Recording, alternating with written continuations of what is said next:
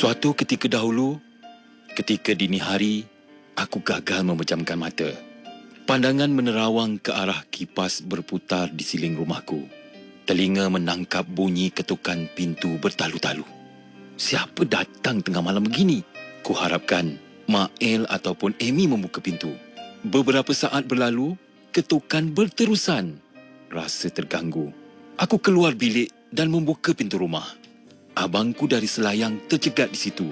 Tanpa menegur, dia terus masuk dan meninjau bilikku. Matanya melingas mencari sesuatu. Kemudian, menuju ke bilik Mak El dan Amy. Ku perhatikan sahaja tingkahnya. Mak El dan Amy terbangun dengan reaksi terpinga-pinga. Dia menuju ke dapur pula. Tandas dan bilik air diperiksa. "Mana kamu sorok Zuraidah?" Soalan itu yang terpacul dari mulutnya. "Zuraidah? Zuraidah mana ni?" balasku. "Lebih baik beritahu dan mengaku saja," keras bahasanya. "Apa hal ni? Dahlah datang malam-malam.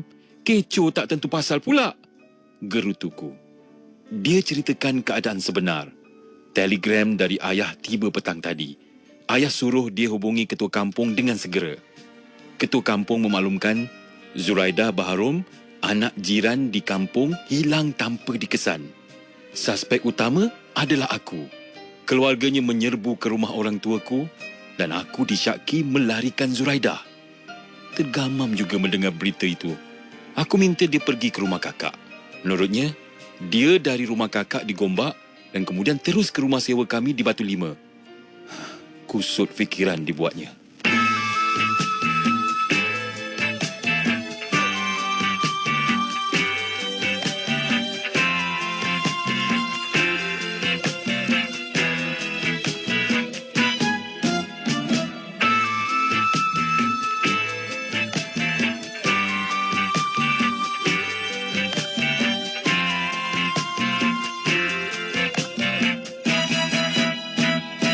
Angin berhembus, hujan gerimis.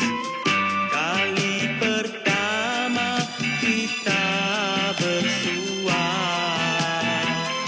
mata bertentang, hati berkata, senyum diukir tanda mesra.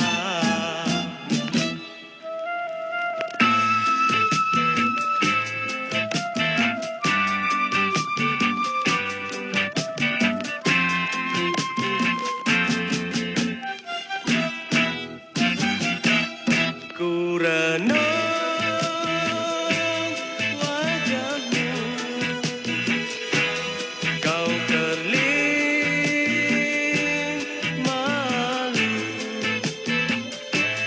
Zuraidah, namamu. Zuraidah, duniaku.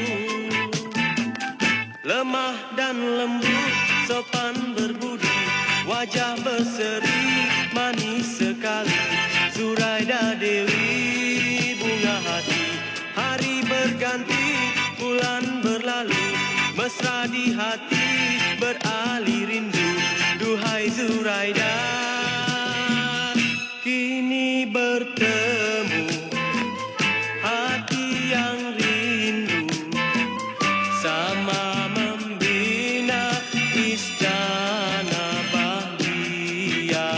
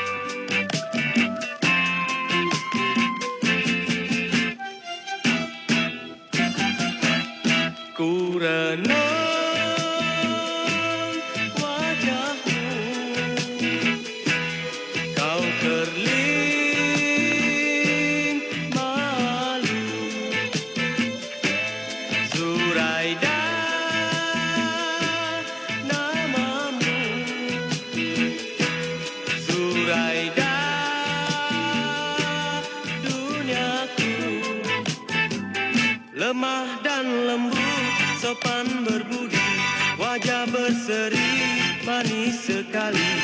Zuraida Dewi bunga hati, hari berganti, bulan berlalu, mesra di hati, beralih rindu. Duhai Zuraida,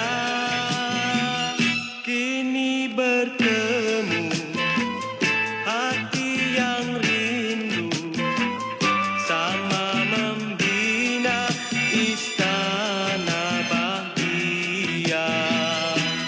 Zuraida, Zuraida, Zuraida.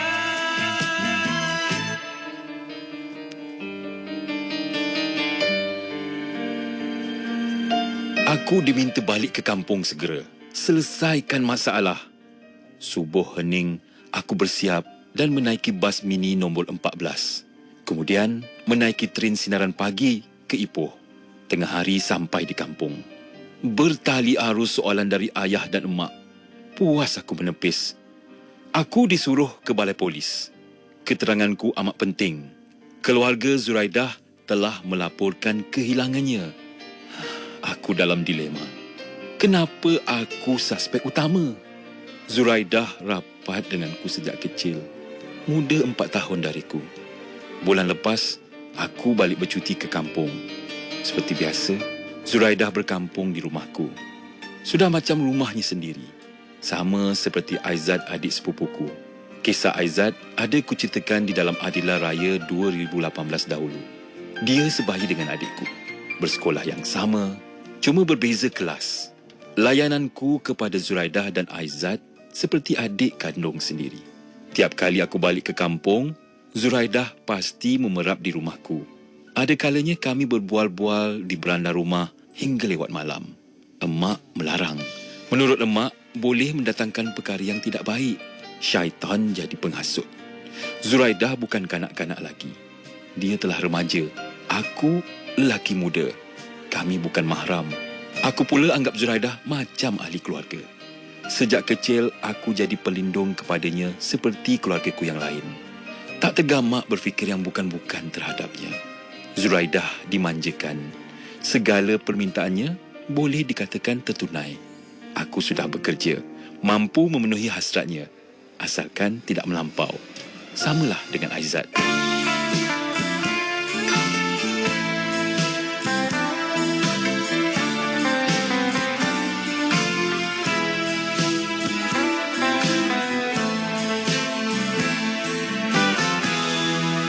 Saat aku kehilanganmu, hati dibaluti rasa pilu.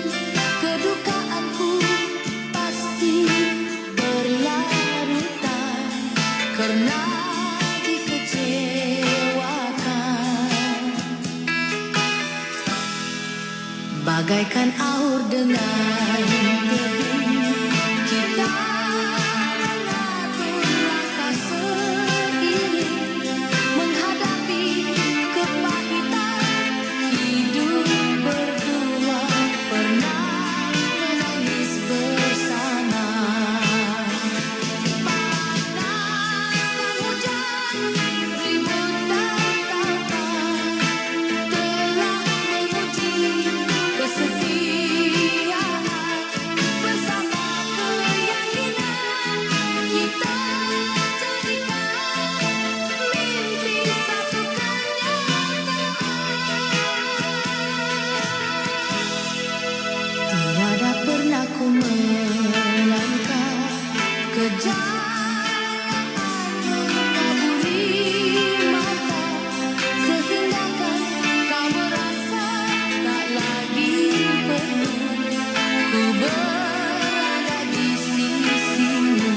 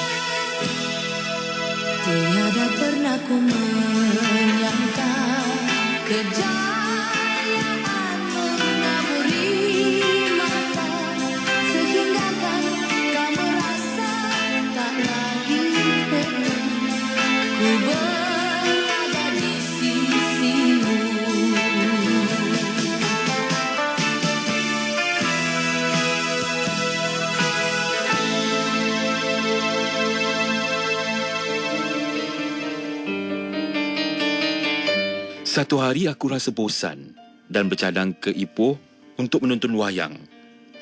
Filem Grease, lakonan John Travolta. Kebetulan bertembung dengan Zuraidah yang baru balik dari sekolah di stesen bas, Pekan Parit.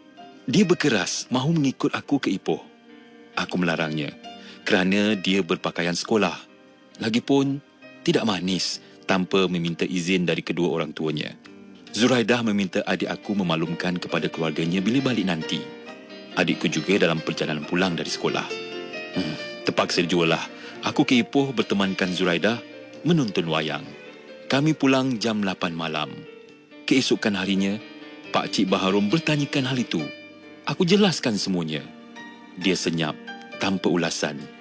Ku anggap inilah puncanya aku, orang yang disyaki. Biarpun telah jelas dan nyata, namun ada ahli keluarganya tetap mengesyaki aku. Masyarakat kampung turut memandang serong kepadaku. Aku kesal kejadian ini berlaku. Bertahun-tahun keluarga Zuraidah mencarinya. Aku turut membantu dengan caraku sendiri. Namun, tiada langsung kelihatan kelibat Zuraidah di mana-mana. Dicolek, siapakah yang melarikannya? Mati, di mana pusaranya? Semua persoalan menjadi buntu. Pelbagai andaian dibuat.